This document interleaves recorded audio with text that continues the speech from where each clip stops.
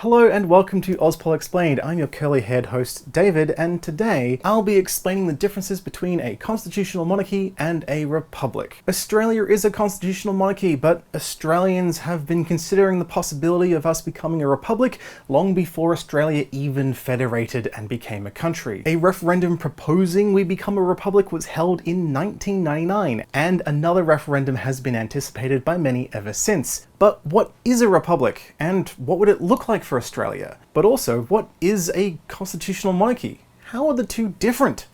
Let's find out. Basically, the fundamental difference is who gets to be the head of state. The head of state is the highest representative of a nation. This isn't the same as the most powerful person in the nation, but it could be. It really depends on the system of government that is set up, and the thing is, they all vary, but let me put that into context, first with a monarchy, and then a republic to compare. The head of state in a monarchy is the monarch, obviously. There is no one higher up the symbolic ladder of statehood than the king, queen, or emperor.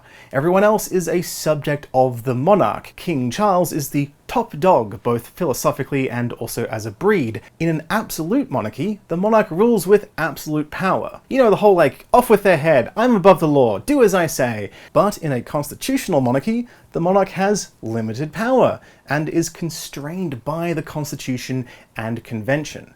Power is actually exercised by an elected government, you know, like in Australia. Parliament's power to make law stems from the power of the Crown. However, the King isn't telling the Prime Minister what to do.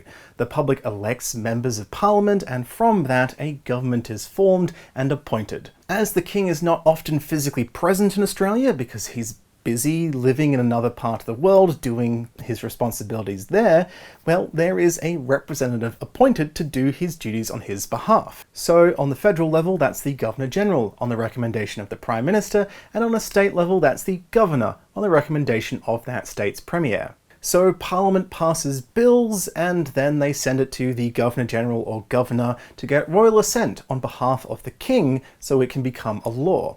The government also advises the Governor-General or Governor on how to exercise executive power. The role of the monarch is therefore mostly ceremonial because while executive power comes from them, they usually only use that to give legal authority to the decisions of elected members of Parliament. Think of them like an orb. You touch the orb, you get the power to do the thing that you've been elected to do, but the orb doesn't move.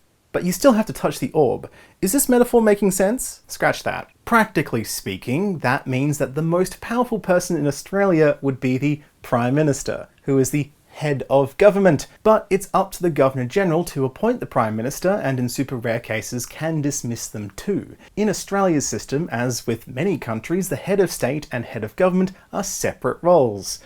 We'll circle back to that. Australia's monarchy is hereditary, as are most. There are a couple of elected monarchies like Cambodia, but the candidates have to be royal descendants. So even then, an elected monarchy is basically about bloodline, heritage. Unless for some reason Prince William or George is tuning into this episode, I can confidently say that you, the person watching or listening to this, will never sit on the throne.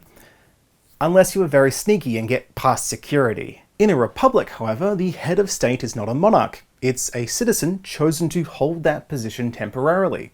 That is the fundamental basic difference. What that looks like depends on the political system of the country, and therefore there is no one-size-fits-all republic. But usually the title for the head of state in a republic is president. I mean, there are other words for that term, but in the same sense that there are other languages than English, a president is either elected or appointed for an amount of time. Again, depends on the system and the laws of that country. The president of Mexico, for example, is elected for a 6-year term. That's it. Cannot be re-elected. The president of Singapore, on the other hand, also has 6-year terms, but can be re-elected as many times as the public so wishes. For contrast, the Governor-General of Australia serves for approximately 5 years, though that's just a vibe, really. It could be longer, the longest is 9 years. There isn't this sort of legislative requirement for it to be 5 years. It is technically at His Majesty's pleasure, which is about 5 years. But how much power does a president have?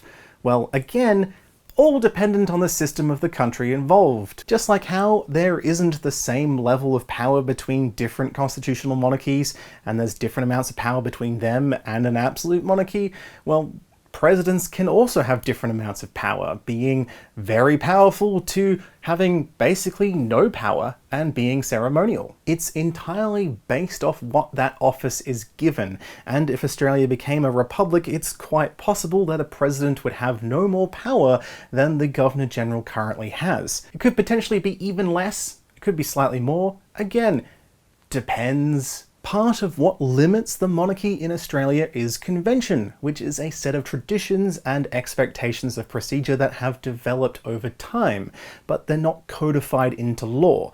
I mean, there are laws that govern what the monarch can or cannot do, but also a lot of our system is convention. The authority of a monarch basically, historically, has been as big as it could be until it was limited by convention and constitutions. We developed a constitutional monarchy where they had less and less power over centuries. The authority of a president, however, is derived from the constitution and can only grow as large as the constitution allows it. Both systems allow for either a monarch or president to either gain or lose power depending on how we adjust it. Think of it like a king is a fish that's been domesticated over the centuries to live in an aquarium instead of the ocean, and a president is a fish born into an aquarium and domesticity and has no memories of its ancestors living in the wide open blue. Does this metaphor make sense? It's better than the orb one, right? So how do different countries do a republic? Well, there are different models. France has both a president and prime minister that share executive power. The president of Ireland is a mostly ceremonial role, though they have limited powers that they can exercise discretion on when it comes to constitutional matters. There are tons of different republics. The USA is an infamous example of a republic. The US president has a lot of power as they are both the head of state as well as the head of government. Remember, I mentioned that again. Now, if anyone's worried that if Australia were to become a republic in the future, that would make us like the US, let me tell you that fear is unwarranted. That's not going to happen. It's not like a political system is a binary of monarchy v republic.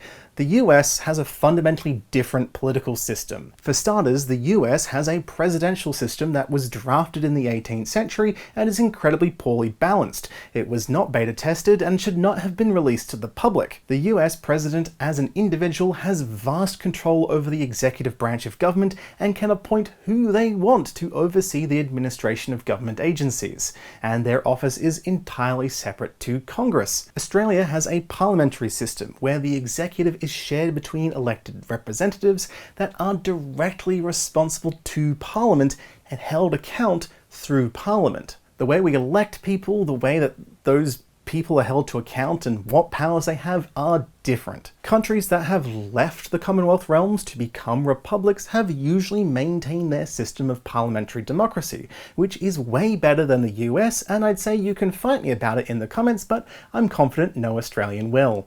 Okay, but what would an Australian republic look like? Well, in 1999, Australians voted on a referendum to replace the Governor-General with an appointed ceremonial president. The model put forward was minimalist, changing very little about our system except that our head of state would become an Australian citizen instead of a monarch, and the method of appointment would be different to give more parliamentary oversight. The idea was that instead of the Prime Minister recommending to the monarch someone to be the Governor-General and appoint them as such, the idea was to 1. Remove the monarchy from the equation, and 2. Make it a decision for a 2/3 majority of Parliament, with the idea that it would be bipartisan and above politics, because Parliament, well, that's not the government. There is no way the government would have a 2/3 majority. Currently, the Prime Minister can appoint anyone to be the Governor-General, and in rare cases that has been someone who used to be a senior member of their political party. To be clear, I'm not saying that Bill Hayden or Paul Hasluck didn't deserve the job. I've yet to read their biographies. I don't actually have a strong opinion about them yet. But the point of the 1999 Republic model was to remove any kind of room for political influence from the position while preserving our parliamentary system and traditions. Proponents of the idea argued that it would make the appointment of president more accountable to the public than the Governor-General, but by not making it a directly elected position, it would retain the ceremonial and apolitical nature. Not everyone agreed that that would be the case, and as is tradition in Australia, the referendum was defeated. There were multiple reasons it failed, including opposition from monarchists, as well as division amongst pro-republic groups, some of whom wanted a different model. It's highly unlikely a government would propose the exact replica of this model due to it being voted down, so what other options are there? The Australian Republic movement has put forward what they call the Australian Choice Model, where candidates are nominated by federal, state and territory parliaments and then voted on by the public. The idea is to ensure that states and territories can have input and find suitable candidates that aren't just opportunistic rich people with no relevant skills, but also then ensure that the public has the ultimate say by being able to vote. On the surface of it, it reminds me kind of like Ireland's model, just with a few changes. Now here's the thing, that's just an idea that they're advocating for. That's not currently being proposed by the government. It could be what we vote on in a referendum one day. It might not be, but it's an idea to provide a framework for discussion of a republic. But of course, for some people, the model is not the issue. They believe that Australia should stick with a constitutional monarchy, regardless of what kind of republic is proposed. But what are the arguments for and against changing to a republic? Well, to understand them better, I decided to sit down with Esther from the Australian Republic movement, as well as Alexander from the Australian Monarchist League, to hear their respective arguments. That's right, you're not done learning about an Australian Republic and Australian constitutional monarchy perspective.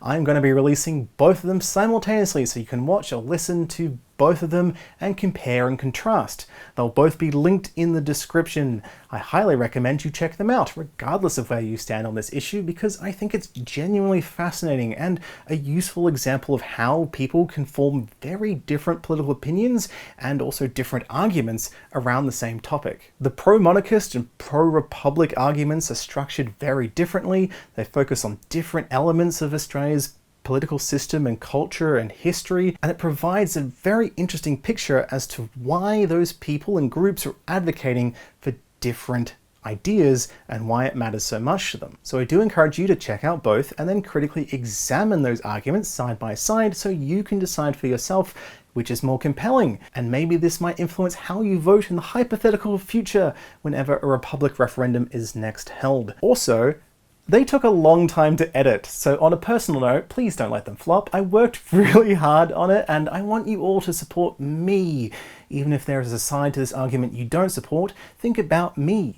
That's secretly what this is about. Me, no, it's actually about being informed and understanding the democratic system in which we live under and how we can shape it in the future to either be a republic or stay a constitutional monarchy. And there you have it. Thank you so much for tuning in. I hope you enjoyed, learned a few things. Remember to check out those interviews as well when they're released, and also share, comment, subscribe, all those sorts of things. You know how the algorithm works. And a big thank you to my supporters on Patreon who are not making me as rich as the king, but I still appreciate it quite immensely and genuinely. Thank you so much. I'll see you next time.